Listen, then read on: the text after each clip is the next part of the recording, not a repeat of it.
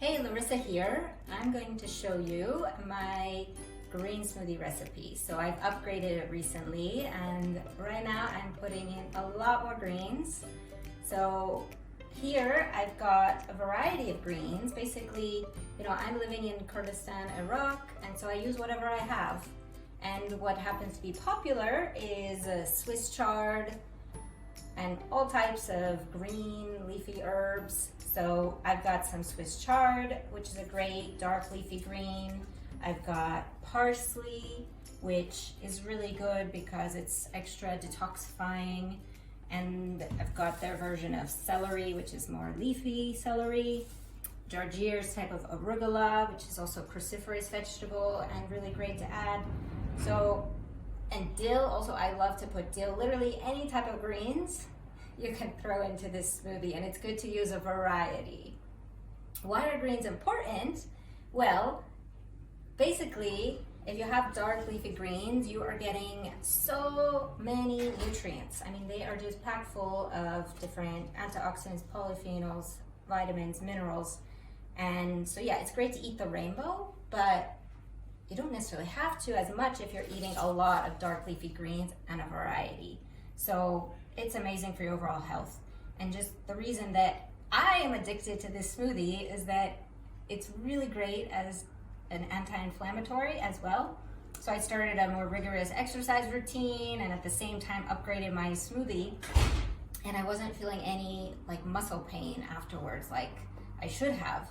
But then a few days ago, we traveled here to my in-laws' house and I didn't have my green smoothie for 2 days, but I did my workout, same workout I've been doing, and all of a sudden I have really sore calf muscles.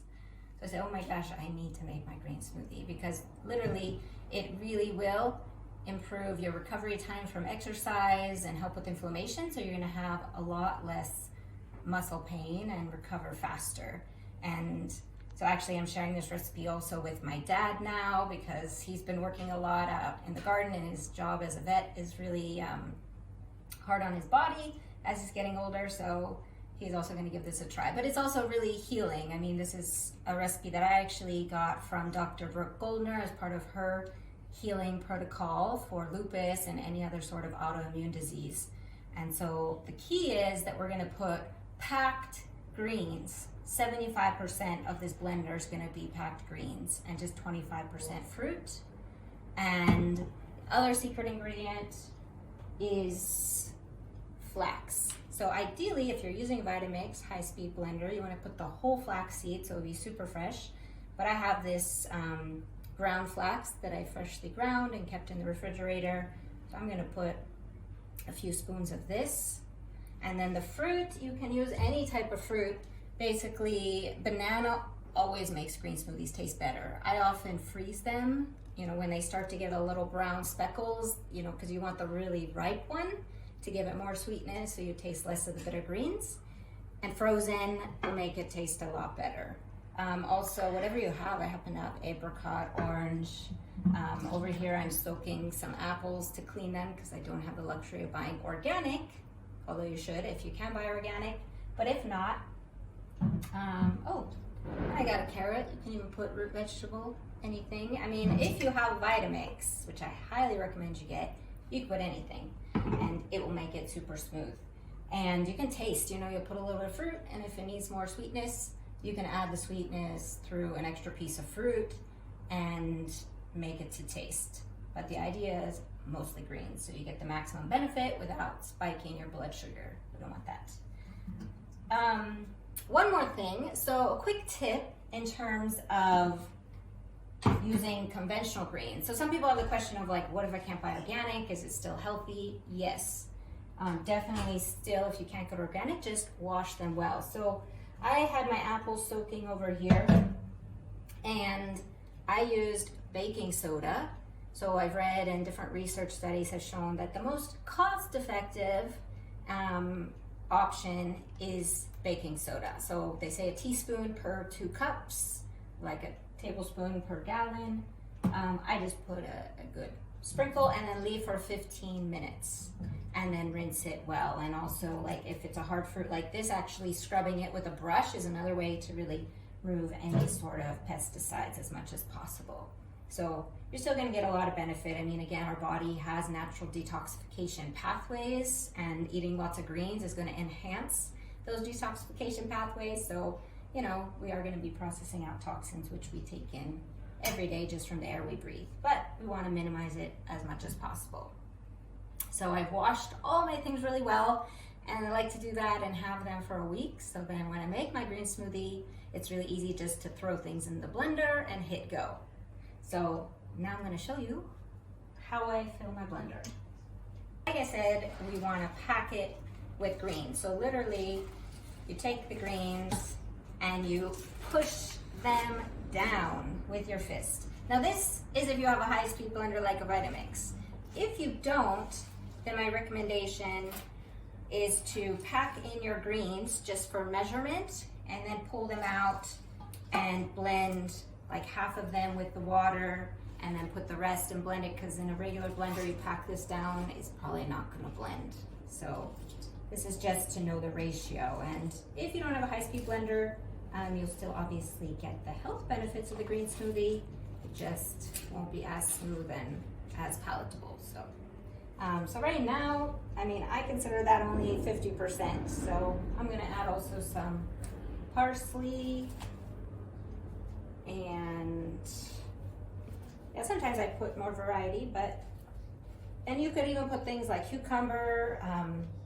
Usually I like to put fresh ginger, but I don't have any of that right now, so we're keeping this simple. And maybe I'll throw in a little bit of celery, why not? Again, variety is key. I mean, when you're making this, don't just stick to the same thing every time, because you're getting, oh, look at that nice big piece of celery. Variety is so important. I mean, the other benefit of this is we're feeding our microbiome, which is essential for health and healthy digestion. And so variety is so important. Eating the same greens every day isn't going to be harmful, but you could have like the same base. Like if you're in the US, you can buy those they call them power greens, and so they're pre-washed, like baby kale, baby chard, baby spinach. You could use that same thing every time, but maybe add in a little bit of something different, like a little bit of parsley one day or cilantro the next day, dill, just to get in some variety, or use different fruits. So, oh yeah, I say that's 75% now. So next comes fruit. Okay, so we got our greens, but actually before the fruit, I'm gonna put in the water. So I've got ice cold water, and the easiest way to measure is just to pour it so that it comes to the same level as your packed greens. And this usually is perfect amount of water. So, yeah, there we go. And you can always add a little more water if it seems too thick. Now for the fruit. So I vary it up. Like I said, variety is so important. Use what you have locally, or just what you have in the refrigerator. So I've got a green apple, any type of apple. And yeah, this apricot's kind of like a little bit overripe, so yeah, it's a good way to use up things that you have sitting in the refrigerator. So I'll throw in one apricot. And normally I use frozen banana, but I don't have frozen banana right now. So I am going to use a fresh banana. Again, make sure it's ripe, where it's starting to get a little bit of brown spots, because then it's gonna taste the best. And so now you can see we've got 75% greens, 25% fruits. Oh, I wanted to try with some carrot. Yeah, let's put some carrot. Why not? Great thing about the Vitamix is it will blend everything. If you don't have a high-speed blender like a Vitamix, maybe don't add the carrot. Use softer fruits. All right, last step. We need some omega-3 healthy fats. So here goes the flax. The other great option is chia seed. Sometimes I like to put chia and flax, but right now I am just going to use flaxseed. So it's recommended for health that you have at least 1 to 2 teaspoons of flaxseed every day, because flaxseed has so many benefits. It's a good source of ALA, omega-3 fatty acids, and these are good for fighting inflammation, really good for the health of your brain, and basically preventing disease. But other reasons this is really good for preventing disease is it's been shown in studies to reduce blood pressure, so really good for hypertension. Also has been shown in research studies to prevent and even to help kill off cancer cells, specifically for breast cancer, prostate cancer. Also been shown to help prevent heart disease and so much more. So basically, I always recommend people to put 1 to 2 tablespoons of flaxseed in their daily diet. And if you don't consume it like this, you can just mix it with water and take it down. Also really good for constipation, to keep things regular, which is important to be flushing out those toxins like pesticides from your body.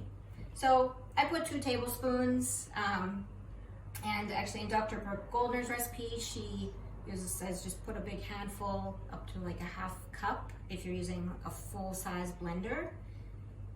And the chia seeds, you might like to use both. I mean, try them, they'll have different tastes, but they both are a really great source of omega-3s and fiber. And the flaxseed has unique fiber called lignans, which is what gives it the properties of also helping to prevent breast cancer and help with hypertension. So now we just have to blend. Where's my lid? Okay, so now time to blend. Had to find an appropriate outlet for my Vitamix plug. So here we are, and I always put on some noise canceling headphones to also protect my ears because this Vitamix is super loud. So let's start blending.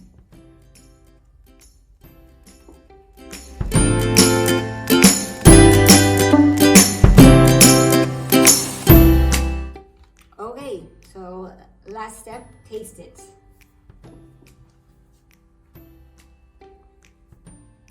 Nice and green. So for me, this is perfect. I don't like mine really sweet. The only thing I would add is some ice cubes. I don't think we have ice cubes here.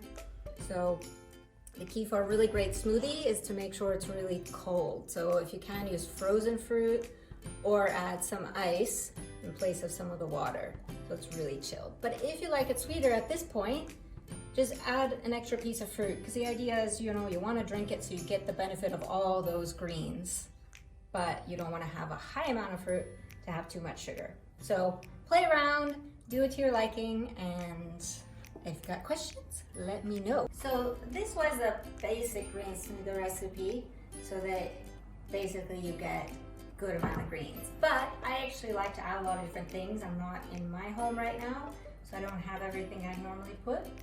But I do like to sometimes put cinnamon. I put a teaspoon of cinnamon because it gives it more of a sweetness without adding too much added fruit. And for extra anti-inflammatory benefit, I also actually like to put turmeric. So normally I'll put a teaspoon of cinnamon and like a quarter to a half teaspoon of turmeric, and actually a little bit of freshly ground black pepper to help with the absorption of that turmeric, because also really powerful for fighting inflammation. And any other like superfood powders, I sometimes put spirulina. You might have something like moringa. I don't know if you know any of these things, but basically the important thing is to get all these greens. You don't need to add anything special, but spices are also really great source of antioxidants, and like I said, can also add extra flavor to make it more enjoyable. So I might suggest trying a little cinnamon before you put the extra fruit if you want, or try with orange. Orange is another nice fruit, and now we're going to enjoy it.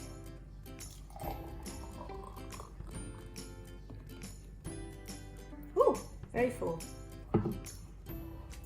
So normally I'll have about half of this in the morning, and then I'll stick it in the refrigerator, and then mid-morning I might have the rest of it, or you could save it as a mid-afternoon snack and just drink this through the day.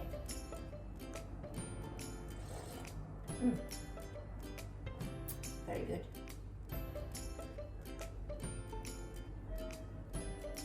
Now, let me remind you, if you're not using a high-speed Vitamix, it is not going to get nice and smooth. It is going to be a little bit of chunky. You'll have to chew it. But still, you're going to get a lot of benefits from it. I mean, just try it for a week and see how you feel, because it's also going to give you a lot more energy in addition to all the health benefits. And another great thing you could add, I forgot to mention, is lemon. Sometimes I like to put lemon, and that also gives it a much better flavor. Lemon, ginger. So play around and find a recipe that works for you. And I hope you enjoy. Cheers. So I want to talk a little more about troubleshooting to make sure you have a green smoothie that actually tastes good and that you enjoy. Everyone's tastes are different. That's why I'm not just going to give you one recipe and say, like, this is the best green smoothie recipe that works for everyone. It's up to your taste, and it's up to what greens you have available where you live. But here's a quick tip, few quick tips. So first of all, like I said, banana is amazing for making a green smoothie taste better. Ideally, frozen banana, make sure it was like a little bit speckled brown so it's ripe. Just put an extra frozen banana. Now, if you don't want to make it too sweet and add a lot of sugar, lemon is another thing you can add. So lemon is a great way to also cut the taste of bitter greens and make it taste more fresh and easier to drink. Like I said, spices, again, I love the combination of cinnamon, ginger, and turmeric. Normally I put like a nice big piece of fresh ginger, because again, I do have the Vitamix, but you could use ginger powder. And then cinnamon and turmeric. And with turmeric, a little bit of black pepper. And actually those three, I mean, they all have really great medicinal properties, and the combination masks the taste of the greens, and I like it. So I usually put that for the extra health benefits and to make it taste good. Experiment with different fruits, but don't put fruit juice. I mean, because we want the whole fruits with the fiber. Another thing is the consistency. I mean, maybe it just needs to be creamier. So avocado is really great. The banana, yes, but if you don't want to add extra sweetness, try an avocado. Make sure it's a ripe avocado. Or you could even use frozen zucchini. Might sound strange, but try it. Frozen, just raw zucchini, chop it up, stick it in the freezer, and it will give it a creaminess, also with adding extra nutrients and not extra sugar. Not that there's anything bad with fruit sugar, we just don't want too much of it. And the last thing is, make sure it's cold. Let me emphasize again. So I actually ended up, throwing in some ice cubes in here. Actually, now that I'm talking, I think I'm gonna put another ice cube. And you don't want to put the ice just to make it cold so it tastes better, but as you're blending, you don't want it to get too warm, because if it gets too warm, it could kind of kill some of the nutrients, and we want it to be hyper-nourishing, as Dr. G says. So try this, make sure it's ice cold, put what you need to make it creamier. And like I said, if you don't have a high-speed blender, then I would blend it in batches to help it be a little bit smoother. Like, just blend your greens with the water first, then add the fruit, blend again, and do it in a few batches, and that will also help. But really, if none of that works for you, please send me a message and let me know what you tried, and I will be happy to help you troubleshoot, because really, like a green smoothie, I highly recommend making a part of your daily routine for optimal health and just feeling more energetic. And again, also if you exercise, it'll lead to quicker recovery and less muscle fatigue. And yes, you could just have the same amount of greens in a salad, but like, it's really hard to chew that many greens. So this is a great way to get all the greens super easy and super quick. So give it a try, and let me know